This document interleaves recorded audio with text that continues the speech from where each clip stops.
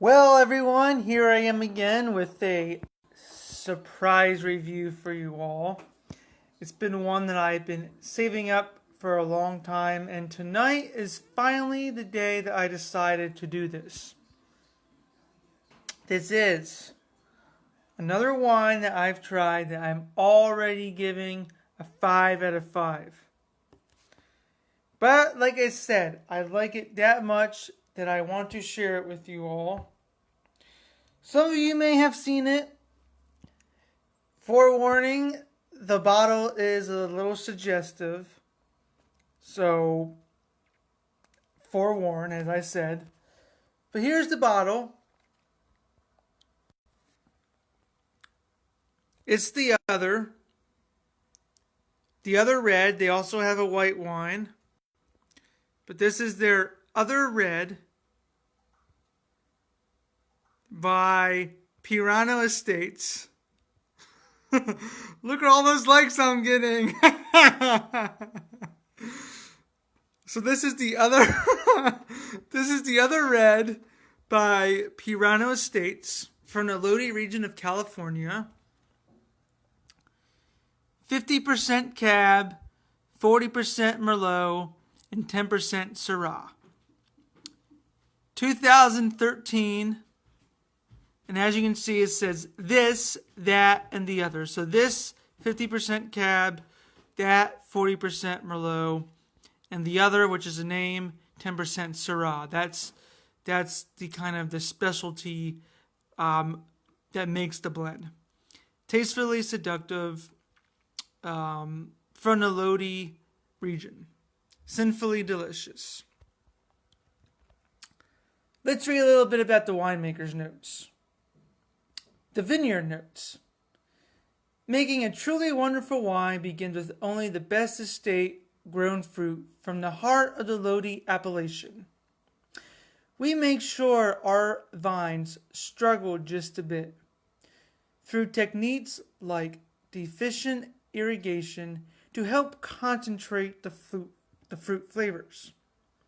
Crop thinning, leaf pulling, and vineyard management also ensure full and proper ripening. We hand harvest into small bins to keep the fruit intact for its trip to the winery. Winemaker notes. Once we have received the fruit at the winery, we keep each variable separate through the entire fermentation and aging process, so each grape can fully express its true character. We then make several blends and sample each one until we have found one that is greater than the sum of its parts. The 2013 blend consists of 50% Cabernet Sauvignon, 40% Merlot, and 10% Syrah. Tasting notes. One is immediately struck by the vibrant color of this wine, which I'll show you in a second, or a few seconds. The aromas of black cherry, raspberry, candied fruit, and dried cranberries are complemented by spicy, toasty oak notes. Upon washing this liquid across the palate, a wave of sweet, dried cherries, cranberries, and raspberries, with a hint of light toast, leads to a long, totally seductive finish. This wine has a to die for, rich, velvety mouthfeel. The blend gives a great expression of each of the grape varieties, mirroring all those individual characteristics to produce a wine that will gently knock your socks off. The other is a perfect accompaniment to a variety of cuisines. As I have said, I have tried this wine before. Actually, that's a lie. I've tried the 2011 vintage. This is my first time trying the 2013 vintage. So when I say I'm already biased and giving this a 5, I'm not too sure. I doubt much has changed from the 11 vintage to the 13 vintage, but we'll see. The 2011 vintage, hands down, got a 5 out of 5. We'll see if this 2013 gets a 5 out of 5. Real quickly, here's the wine. So as you can tell, a very nice red color to it. Not totally dark, but it's not light by any means. It's not a light wine, but it's not like a heavy, bold wine like the other day.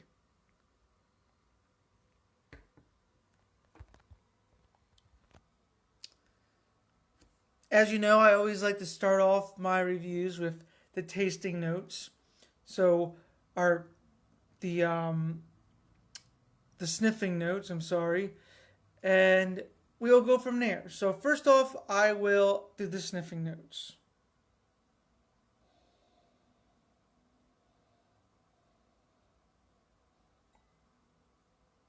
So yeah, right off the bat, you definitely get those cherries, that cranberry,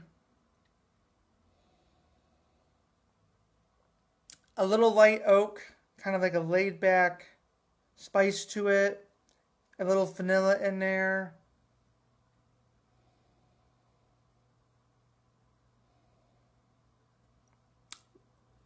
Raspberries, and it definitely kind of smells like what you would think like a dried raspberry or even cranberry would smell like. I mean, this has all the components of a red fruit. This is definitely a red fruit kind of wine. I don't get many hints of any black fruit in there. Actually, I don't get any at all. It's all red fruit. As I said, cherry, raspberry, cranberry. And this wine actually is, I think, where does it say? 13.8% by volume alcohol. You can get it anywhere. I actually first tried this wine in Arizona, the southern border, at a pizza restaurant. I second tried it when I was living out in Denver, Colorado. So shout out to Denver, Colorado. And now I find it back here at home, actually, from my liquor store that I work at now. But as I said, you can probably easily find this wine almost anywhere. If I would mainly look at bigger liquor stores, though. If you just have like a cut-in liquor store down the street, they may have it, they may not have it. That's why I say go to a liquor store that you know carries a large variety of alcohol and liquors. So, with that, along with, as I just said, those notes, I'm going to do my sip and tell you what I taste.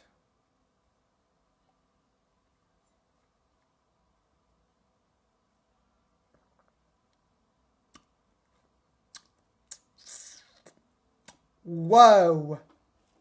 Man. Yes, nothing has changed from the 11th vintage. This is still a great 5 out of 5. Man, this is smooth. This is rich and velvety. It goes down so well. The first thing I get off of this is that oak taste to it. That oak taste, that kind of little spice to it, and that kind of vanilla to it. Definitely very oaky, full mouthful. But then, just within a few seconds afterwards, you get this huge red berry taste. You get, I'm getting dried cranberries. I'm getting cherry. I'm getting dark cherry. I'm getting. I gotta do another taste actually.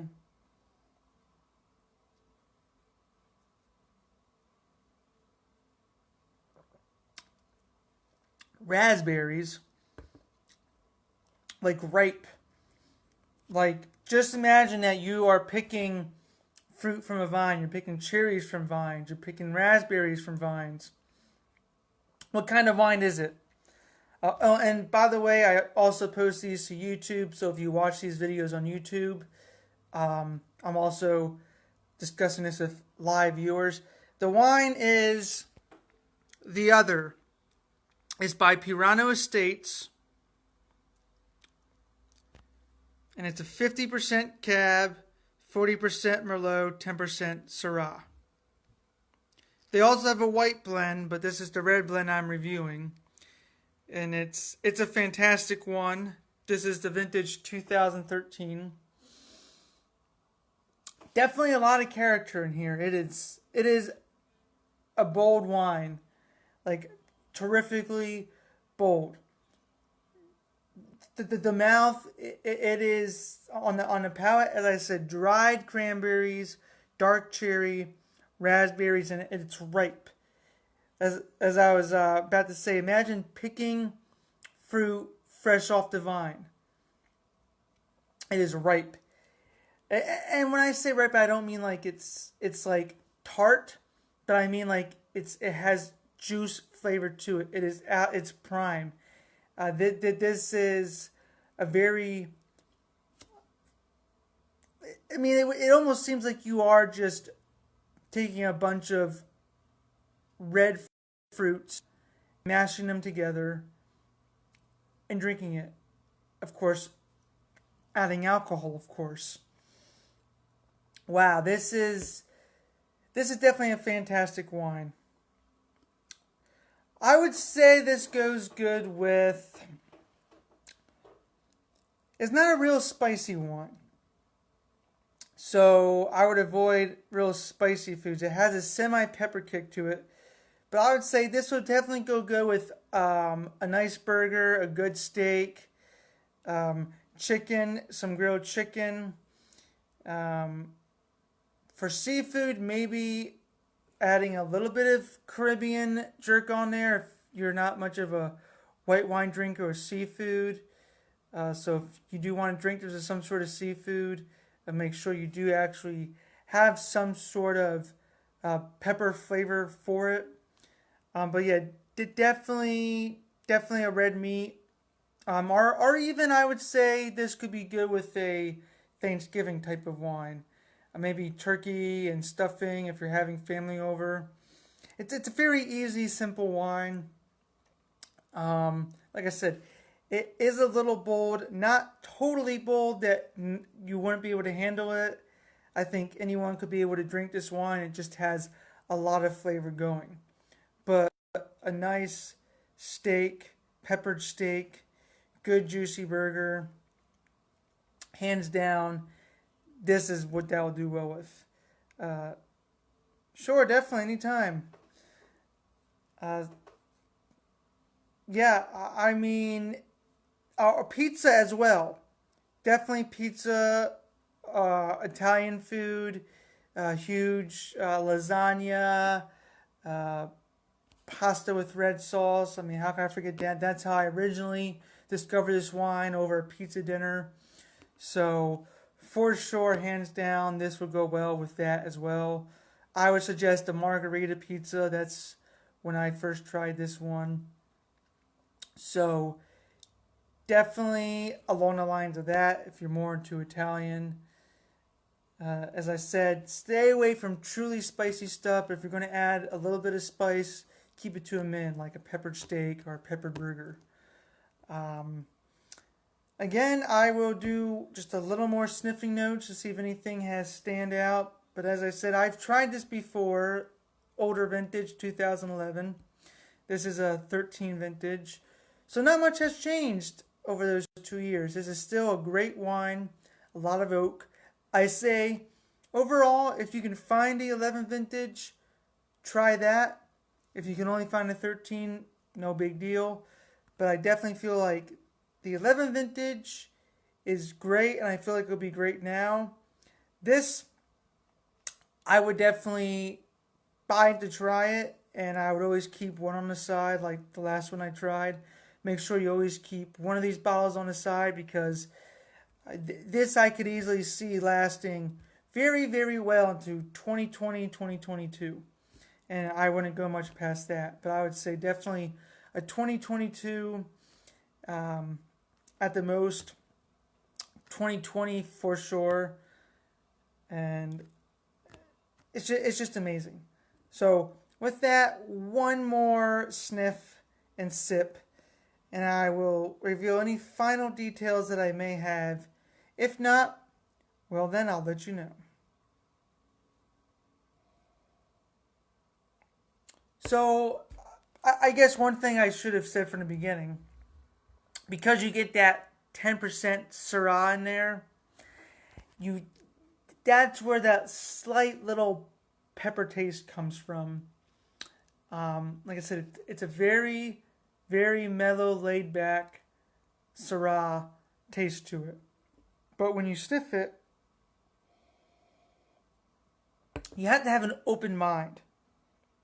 And you have to, like, know that there's Syrah in there. Because if I just said, oh, this is just a 50-50, and you smelled it, you would definitely not catch that lie. But knowing that this is a 10% Syrah, you did get that small little bit of spice in there. Now, of course, it has been aged in oak barrels, so of course that's going to add on to the sort of spice smell to it, but it adds more to that vanilla creamy type of smell and taste. And why it's not so strong is because, remember, there is 40% Merlot in here. So it's not 100% Cab, it's not 100% Syrah, and it's not 100% Merlot. So it's not very, very laid back, but it's not very overpowering like some Syrahs and some Cabs can be. Like I said, the boldness, this is how I break it down. It is what it is, 50% Cab. You got the sniff. You got the taste. It's bold, but not like overpowering. So it does have good flavor to it. That's where the 50% comes in. 40% Merlot comes in with how smooth it goes down, how mellow it goes down the throat. It is not at all any hard at all to try to swallow or to try to force down. No, this wine is fantastically velvety smooth. That's where that 40% comes in. Where the 10% Syrah comes in is that kind of late kick and a spice to it. Fantastic. Show you the bottle one last time.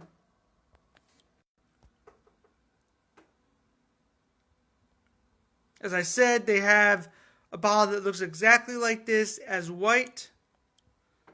This is the red version by Peirano Estates called The Other.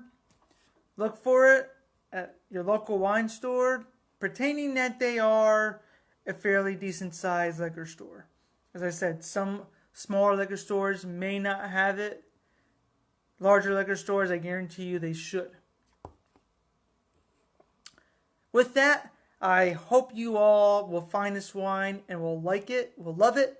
Well, let me know what you think of it, because it's always great talking to wine drinkers. It's always great discussing wines that I review and that I love and finding out what other people have to say about it. And hopefully one of these days, while I get to be more popular doing this, I might have like a live session where people can join me with the wine of the week. I would hope in the days to come, in the weeks to come, in the months to come, that could be a thing. Where if I get an occult following, that people will be able to find a wine, I will make sure that I post it so people ahead of time can go and get it, and that they can join me at the time that I say I'm going live, and that we can review it together. So let me know if that's something you all think is a good idea. I think that would be great. I would love to have these, as I'm reviewing, you're also tasting, so that way we can all compare notes and taste. It's a good idea. Until then, it's, as always, been great reviewing, in my opinion, a great wine with all of you all. And I hope you all will find this wine and will enjoy this wine and will appreciate it as much as I did. Until then, I'm Ryan the Wine Guy. This is The Wine Show. Cheers.